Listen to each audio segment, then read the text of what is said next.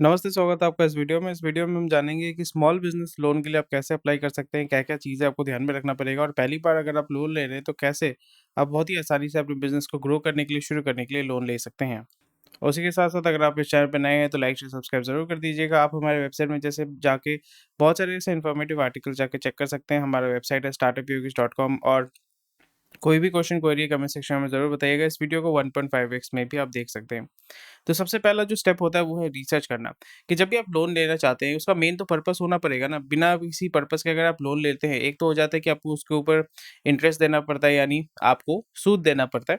तो बिना कारण तो आप लोन नहीं लेंगे। तो यहाँ पे ये आपको बहुत ही इंपॉर्टेंट चीज़ होता है कि किस पर्पस के लिए आप लोन लेना चाहते हैं। क्या आप वर्किंग कैपिटल के लिए लेना चाहते हैं, गवर्नमेंट बैंक, क्योंकि अलग-अलग तरीके के लोन होते हैं। वर्किंग कैपिटल के लिए होता है, कैपिटल एक्सपेंशन के लिए होता है, कोई अगर मशीनरी लेना चाहते हैं उसके लिए होता है, अनसिक्योर्ड लोन्स होते हैं, गवर्नमेंट बैक्ड लोन्स होते हैं, सिक्योर्ड लोन्स होते हैं। तो अलग-अलग तरीके के लोन्स होते हैं, कोलैटरल फ्री लोन्स भी होते हैं। तो यहाँ पे आपको सबसे पहले डिफाइन करना पड़ेगा कि आपको किस तरीके का लोन चाहिए, किस पर्पज़ के लिए लोन चाहिए, क्योंकि बहुत सारे ऐसे स्कीम्स होते हैं, बहुत सारे गवर्नमेंट के सब्सिडीज़ होते हैं, टैक्स बेनिफिट्स होता है जिसका लाभ आप उठा सकते हैं। तो इसलिए सबसे पहले आपको ये रिसर्च करना है कि किस पर्पज़ के लिए, किस इंडस्ट्री के लिए, किस चीज़ के लिए आप लोन लेना चाहते हैं। लोन रिसर्च हो गया, रिसर्च होने के बाद आपको एलिजिबिलिटी चेक करनी पड़ेगी, यानी आपको वो लोन मिलेगा कि नहीं मिलेगा। तो किस तरीके से आप एलिजिबिलिटी चेक कर सकते हैं, क्योंकि यहाँ पे अलग-अलग तरीके के स्कोर्स होते हैं जो मायने रखता है।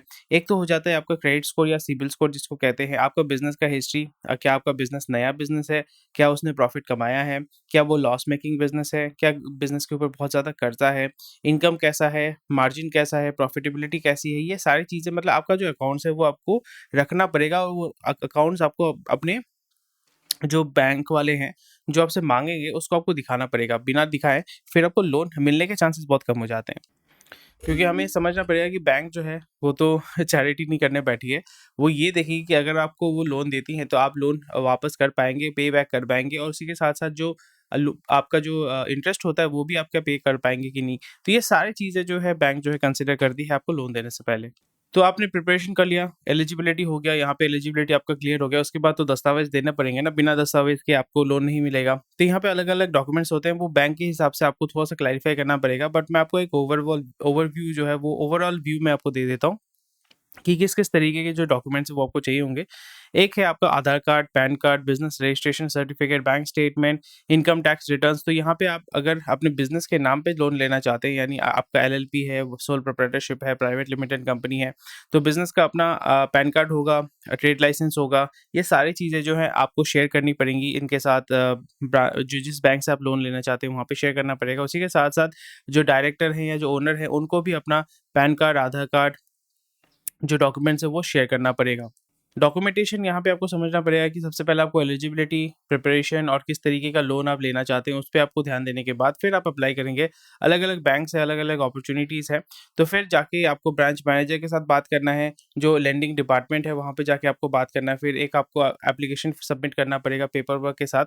और यहाँ पे ध्यान में रखिए कि पेपर वर्क में अगर थोड़ा-सा ऊपर-नीचे हो जाता है तो फिर आपका जो एप्लीकेशन, क्योंकि आप लोन के लिए अप्लाई कर रहे हैं, तो वो एप्लीकेशन आपका खारिज या रिजेक्ट हो सकता है। तो इसलिए इस चीज़ पे आपको ध्यान रखना पड़ेगा।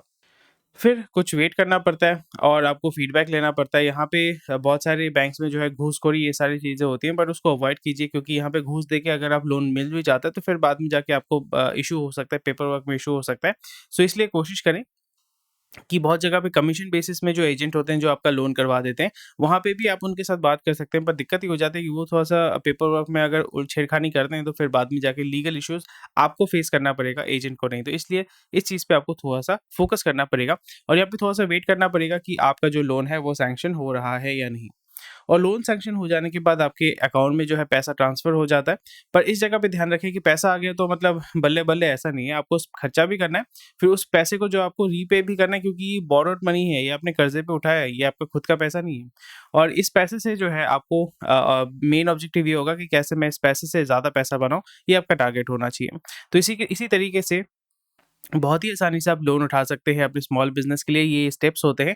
और यहाँ पे ये एक ओवरऑल स्टेप मैंने आपको बता दिया। फिर अलग-अलग बैंक्स के अलग-अलग जो प्रोसेस होते हैं, यहाँ पे आप स्कीम के हिसाब से, बैंक के हिसाब से आप अप्लाई कर सकते हैं। Best of luck. कोई भी क्वेश्चन क्वेरी कमेंट सेक्शन में बता सकते हैं। उसी के साथ-साथ और भी ऐसे इन्फॉर्मेटिव आर्टिकल्स या बिज़नेस को ग्रो करने के तरीकों को अगर आप जानना चाहते हैं, तो आप हमारे वेबसाइट startupyogesh.com पे जाके ऐसे बहुत ही सारे इन्फॉर्मेटिव आर्टिकल चेक कर सकते हैं। धन्यवाद इस वीडियो को देखने के लिए।